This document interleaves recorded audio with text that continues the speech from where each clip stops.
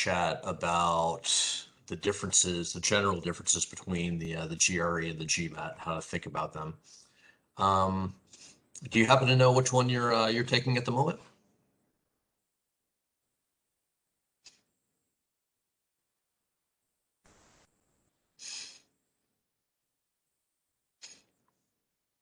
And don't worry if there's no sound. Just I always ask all the students. All right, so let's start running this down. Okay.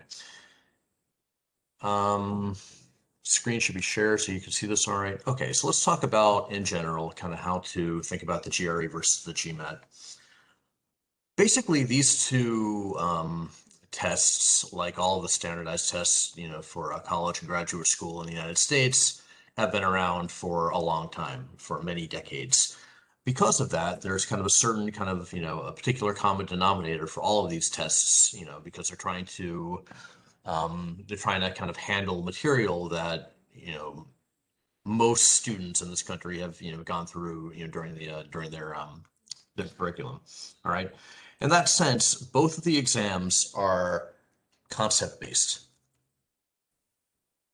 All right. Which means that there's nothing on either the GRE or the GMAT that is particularly difficult in terms of the level that the level that you reach in school. All right. Like, for example, it'll get to, for the most part, they stop at, say, maybe 10th grade math, something like that. Now, that said, there are some differences, all right? So in terms of the framework of these tests, what's similar about them is that they both try to kind of focus on key concepts. There's key strategies. There's sort of efficiency and timing strategies are going to be somewhat similar on each test. Where the differences come into play is in terms of setup, structure, to some extent in content. Okay, so let's take a look at each one of these. All right.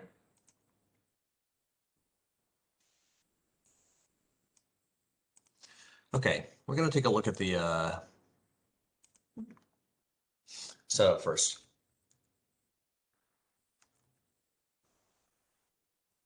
Okay. The companies that administer these tests are different. All right. So for GRE, the company that administers it is something called ETS, Educational Testing Service. For GMAT, it is something called the GMAC. You'll see it at MBA.com. Right, and ETS is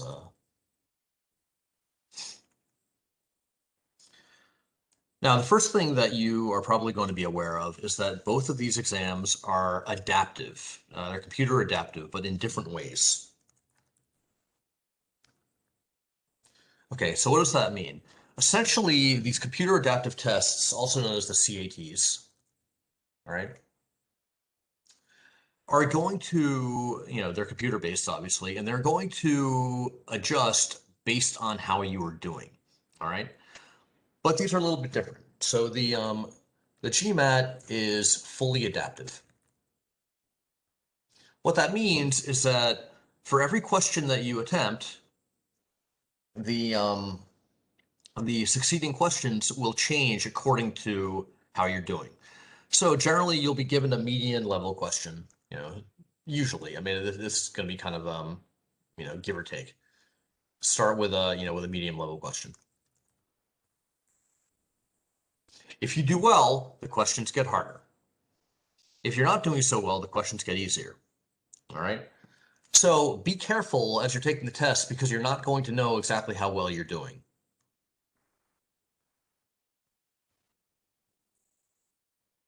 All right. So what can happen is, you might be doing really well in a GMAT, and then, you find that you hit a bunch of, say, 700, 800 level questions because you've done so well, and then you get intimidated because the questions seem hard. But the thing is, that's fine. That's a sign that you're doing well, and it's okay to miss a lot of questions. All right. You can miss 10 questions or so and still get in the 700s. All right.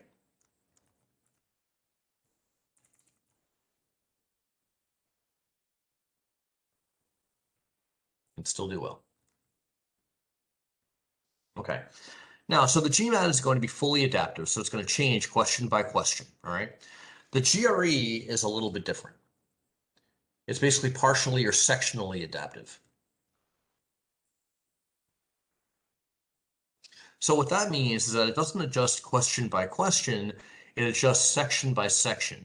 And on the GRE, you're going to get 2 verbal sections and 2 math sections, all right? So the first section that you're going to get is going to be a median level.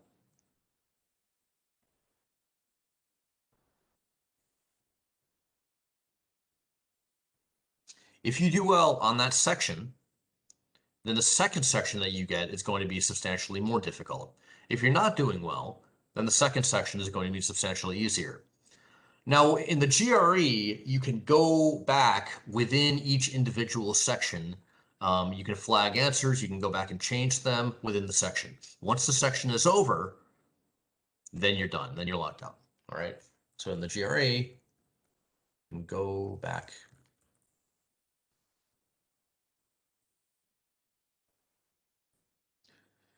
The GMAT, you cannot do this, all right? So the GMAT is one and done. Once you've actually, so you want to do the best you can to not leave anything blank. Well, you don't want to leave anything blank for any of these, all right? But yeah, so for the GMAT, once you've answered the question, then you move on, then you can't go back to it. The GRE, you can, all right?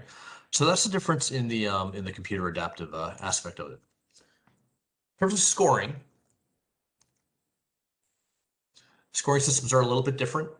On the GRE, you're going to get section scores. You'll get a total score, but you'll know the breakdown by section. All right. So for the GRE, it's going to be between 130 and 170 per section. Now, when I say a section, I'm talking about the combined verbal or the combined math. All right, not each kind of verbal subsection. All right, which means you can get a total of 340. Now, in general, you'll find that median scores might be something that these these can change year by year, but so the median score might be something on the lines of I think it's around maybe 150 for verbal, give or take, 152 for math. That's median. Now, if you're going for a top university or a top program, like for example, if you're going for engineering at MIT, for example, then you might want to, you might be looking for, say, like a 168 to 170 in math, maybe not quite as a rigorous verbal, something like that. All right. So keep that in mind. The GMAT is scored a little bit differently. The GMAT is scored a bit like the SAT. It's on an 800-point scale. And the score that you're going to get is the combined score. All right. So if you get a 580, that's going to be the combined verbal mathematics. All right. So that's how the scoring systems work.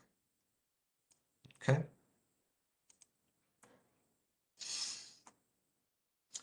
Okay, now let's go into the test structure.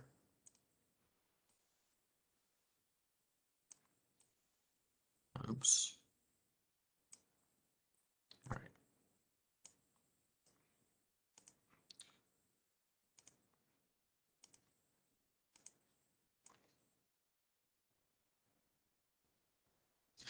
Test structure. Okay. The GRE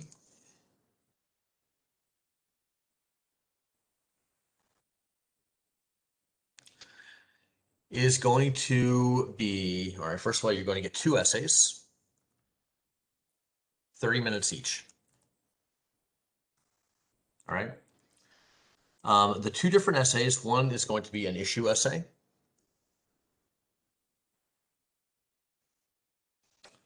Hello. One's going to be an issue essay and one's going to be an argument essay.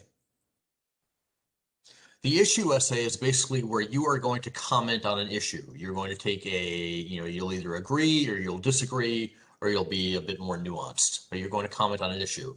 It's going to be a bit like an op-ed in a newspaper. All right. The argument essay is where you are going to basically pick apart an argument, a simple argument that they give you, and kind of assess, kind of how well the argument holds up logically. Each one of these is going to be 30 minutes, so you'll have a total of an hour writing. All right. Next, you're going to get a mix of 4 sections. There's going to be 2 verbal sections and 2 quant sections. These can be in any order. All right, it could be verbal, verbal, quant, quant, could be quant, verbal, any order. Okay. These are going to be scored. Again, the verbal sections and the quant sections are going to be, that's what's going to be rated on the 130 to 170 point scale. All right, not the essay is going to be scored differently. The essay is going to be scored out of, I think, 6 total. Well, 2 scores. They're going to average out to 6. Okay. Now, the verbal sections, you are going to get, take 1 second here. It's going to be 30 minutes each.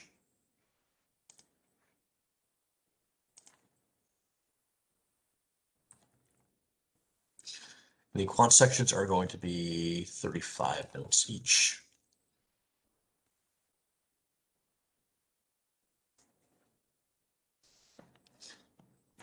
1 second here.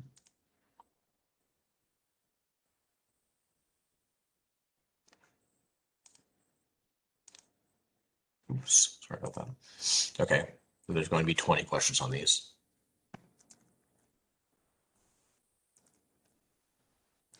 Okay, so again, so each subsection is going to be 20 questions. So you'll have, a total of 40 questions in the verbal, you'll have a total of 40 questions in the quant.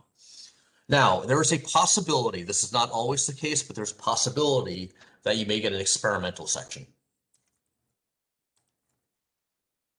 Now, because everything is, a little bit weird given COVID and all that, and everyone's kind of changing their formats. Nothing's quite a guarantee, but you will very often find an experimental section.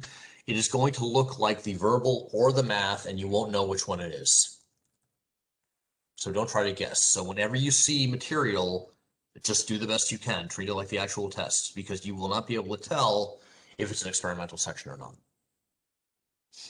All right. Okay, the total amount of time that you'll be spending on the GRE here is nearly 4 hours. It's going to be 3.75 hours.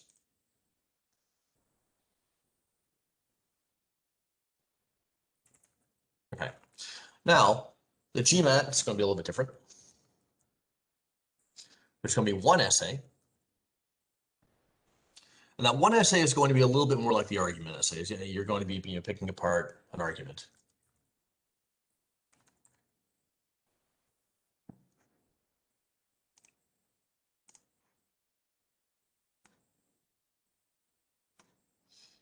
One second.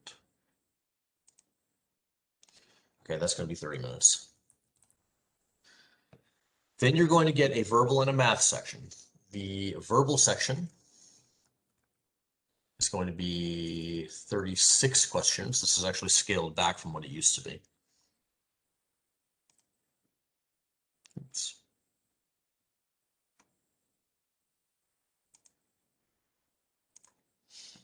Quantitative section is going to be 31 questions. It's going to be a little bit quicker, about 3.5 hours. Okay, so that's kind of the general test structure, general layout. Now let's get into content and kind of think about which one to take, how are you going to think about this. It used to be, until probably about 10 years ago or something like that, that the specialized exams were for specialized programs. So for example, you would get, if you were going to med school, you would take the MCAT, right? If you're going to law school, you take the LSAT. If you were going to business school or going for an MBA, you would take you take the GMAT. And if you were taking, other graduate programs, you would take the GRE. That's changing quite a bit, and now you'll find that a lot of business schools will take the GRE. So there's kind of a mix. You'll find a lot of schools will take both. Sometimes you'll still find that certain business programs will only take the GMAT, but it's changing. All right. So check with the admissions department to kind of figure out which ones they accept, and then you'll think about which ones you are particularly comfortable with. All right. So now we get into specific content. Change colors here. So GRE content and how these things are different. Okay. Now talk about the Start with the verbal section.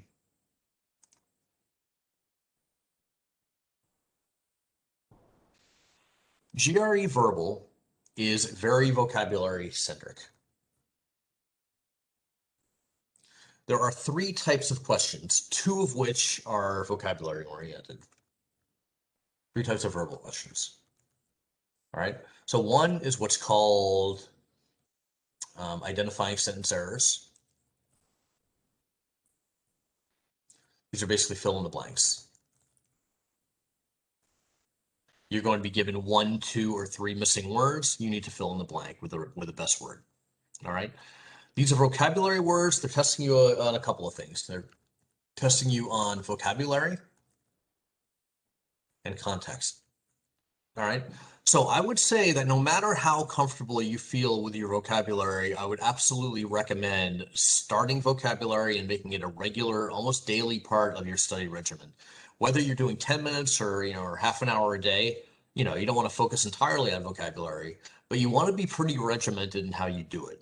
All right. So whether you use flashcards or whether you're using an iPhone app or whether you're using word lists, you want to be pretty methodical about it. All right. Vocabulary is inextricably linked with the GRE. Some of the words are going to be hard. All right. This is a graduate level test. There's going to be graduate level vocabulary here. Okay. The second section, in addition to these identifying sentence errors, is something called sentence equivalence. These are not all that different, except that these are dealing with synonyms. So for the first category, identifying sentence errors, that is where you fill in, you'll get 1, 2, or 3 blanks. You need to choose 1 word to fill it. For the sentence equivalence, you're going to be given 1 blank, and you need to pick 2 words that fit. No partial credit. All right, you get it. It's all or nothing. Okay, sentence equivalence. And I would say that the vocabulary combined probably take up, up to maybe 60% of the test.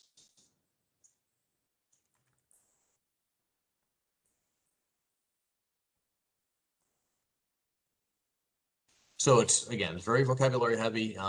Even if you're comfortable with your vocabulary, I would always recommend, having kind of a very steady stream of vocabulary practice. You'll want to do a combination of, vocabulary words. You might want to, review kind of your Greek and Latin roots, things like that. Okay. The third category is reading comprehension. These are short or long passages. The short ones can be as short as, like a long paragraph. They could go up to 5 paragraphs or so. The reading comps on the GRE are probably going to be a little bit more nuanced than those on the GMAT. All right. Again, the GMAT is more business oriented, so it's kind of a bit more straightforward.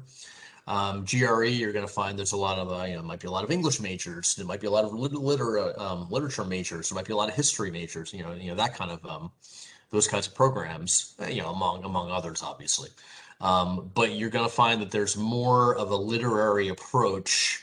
More nuanced, more complicated passages in the GRE. All right, so the reading can be a little bit harder. Okay. So that's basically what you get on the verbal section of the GRE. Verbal section on the GMAT.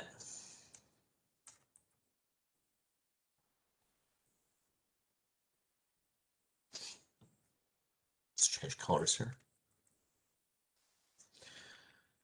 The verbal section on the GMAT is going to be a little bit different. There is, you'll be glad to know if you're taking that, no vocabulary. Absolutely none. Now, that doesn't mean that you're not going to encounter difficult words in reading comprehension, but there's not going to be any pure vocabulary tested. What is tested is grammar.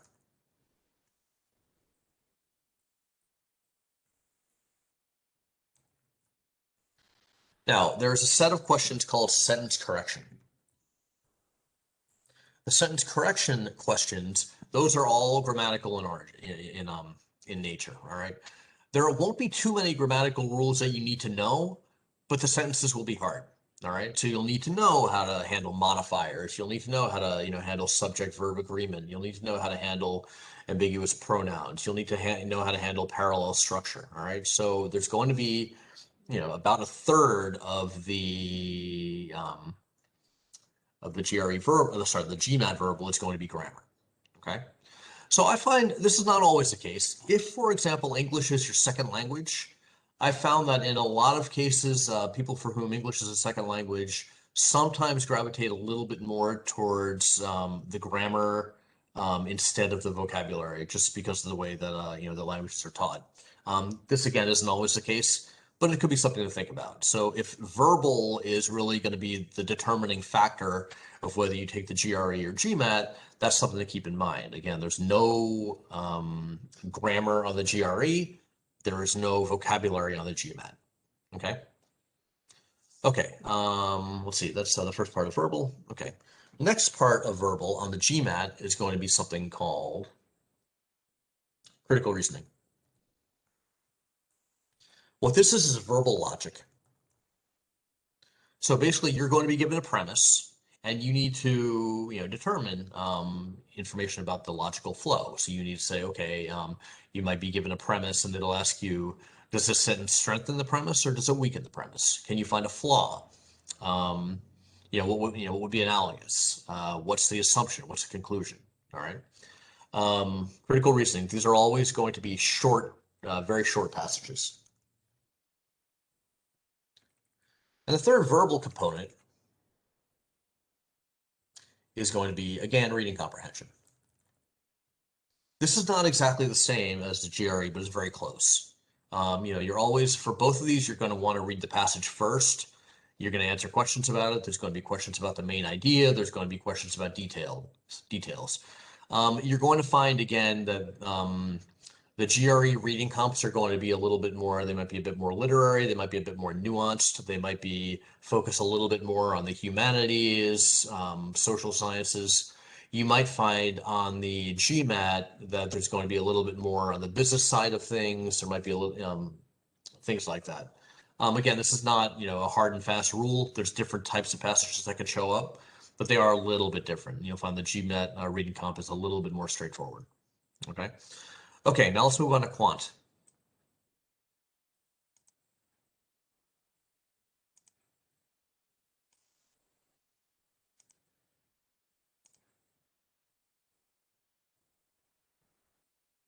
GRE quant.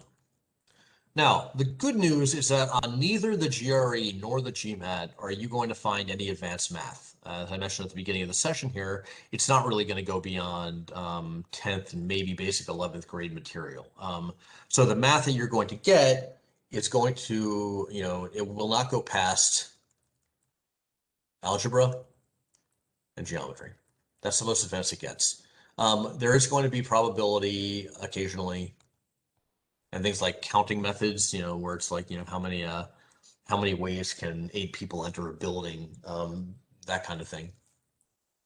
That is going to be pretty much as advanced as it gets. All right. Now, on the GRE quant, you're going to find that there's going to be more about number properties. It's going to be a little bit more abstract. So there are going to be word problems, but maybe not quite as, as intensely written as in the GMAT. It's going to be like, more kind of foundational math. It's going to be more, kind of handling factors, multiples, things like that. There are going to be 2 types of math problems. It's going to be problem solving, which is going to be the majority, and there are going to be something called quantitative comparison.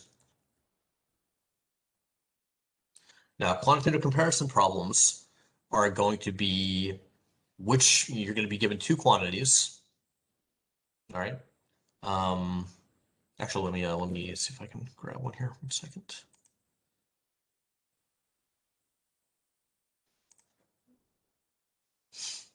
I'm going to copy one in just to give you a sense.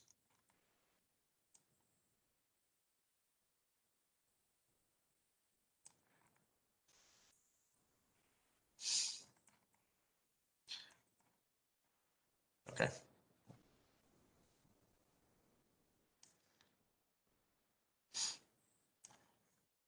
going to look something like this.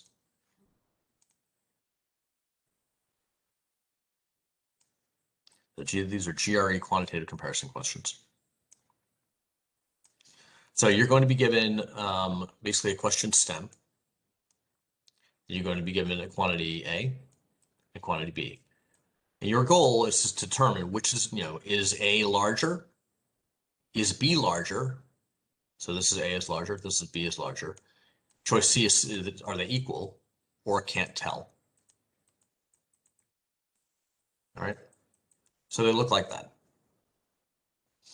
Now, those are the quantitative comparison types. Then you're going to get regular problem solving types. So you're going to, which are going to look similar that they would on the GRE. Okay. Now, the GMAT quantitative, again, these are similar. There are some differences. All right. The GMAT quantitative is going to be a bit more logically oriented. So you're going to find that there is, there's going to be more in the way of maybe more kind of complex word problems. You might need to do a little bit more translation between English and math.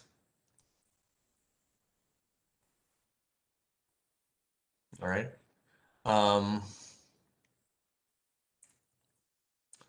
There's going to be, you're going to probably find more things like work rate problems, distance rate problems. You're probably going to find a little bit more on the kind of more advanced probability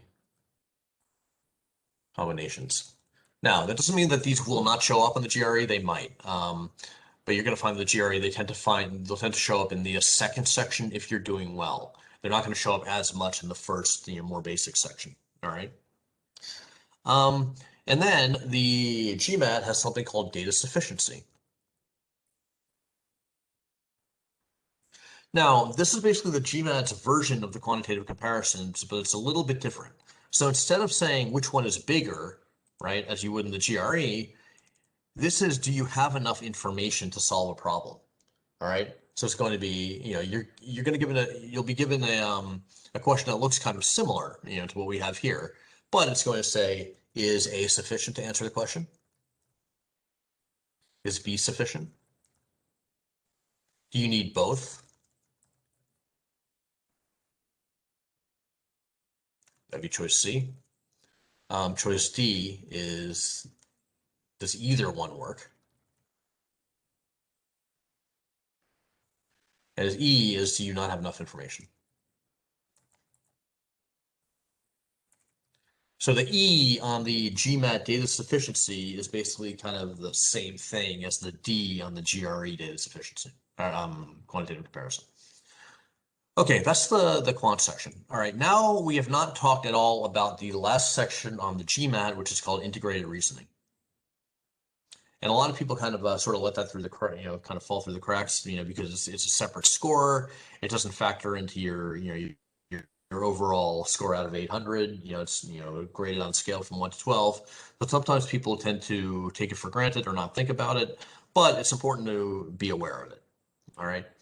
So the integrated reasoning section on the GMAT, I should probably put it back in the structure here.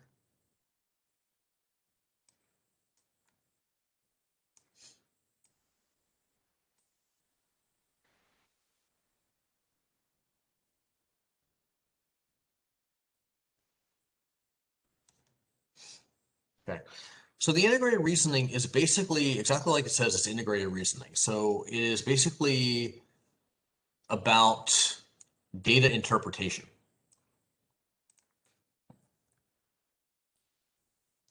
And there's going to be a couple of different types. All right. So let's write this over here.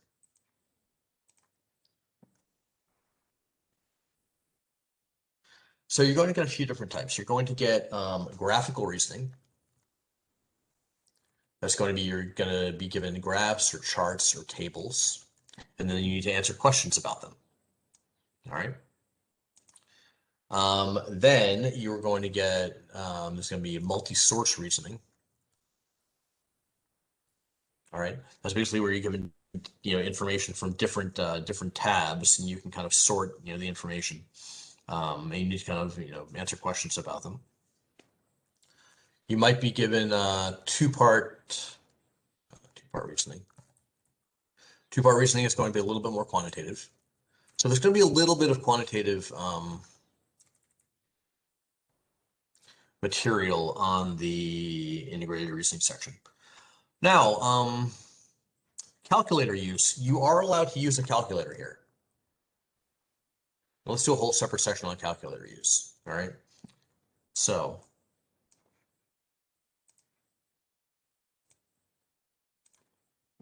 GRE versus GMAT calculator. Now, on the GRE, you can use a calculator. However, you can't use your own calculator. There's going to be a calculator that they give you. It's going to be a screen calculator, and it's not going to be very good. It's going to be a basic 4-function calculator with a square root.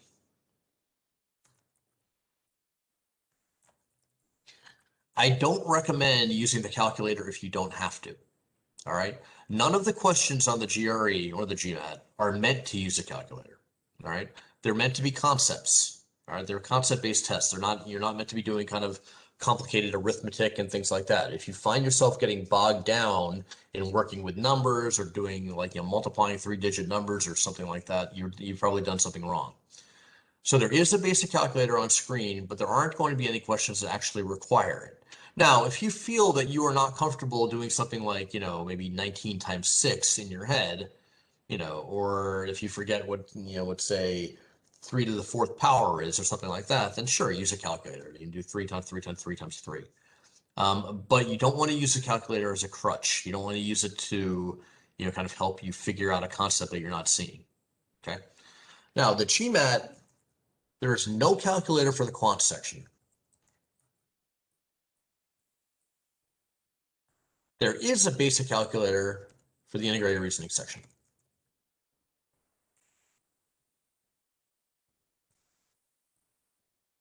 Okay. So you'll find, again, there's going to be a couple of basic quantitative questions on the integrated reasoning. They might be dealing with probability. They might be dealing with calculating percent or something like that. So so you will have a calculator for the integrated reasoning section, but that's it. Okay. The last thing to talk about before we wrap up is going to be taking notes, and there's actually going to be a whole session on on taking notes for this stuff. But here we'll do a quick intro. The GRE, you can take notes. You'll be given scratch paper. The GMAT has this weird whiteboard kind of. It's not exactly a whiteboard. The GMAT, say note taking. The GMAT has basically a yellow pad. It's a yellow laminated pad, with a, and there's not going to be too much room on it, but you can request more if you need it. People don't like it all that much because it's small, but you can at least kind of jot your stuff down. Obviously, you can't annotate anything, on the screen itself, on either the GRE or the GMAT. All right.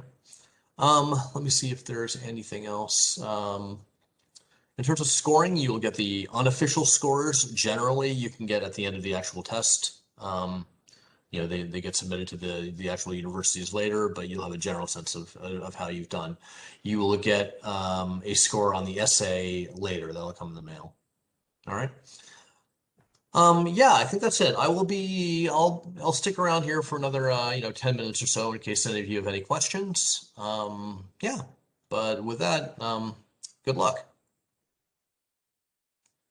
and have a good day.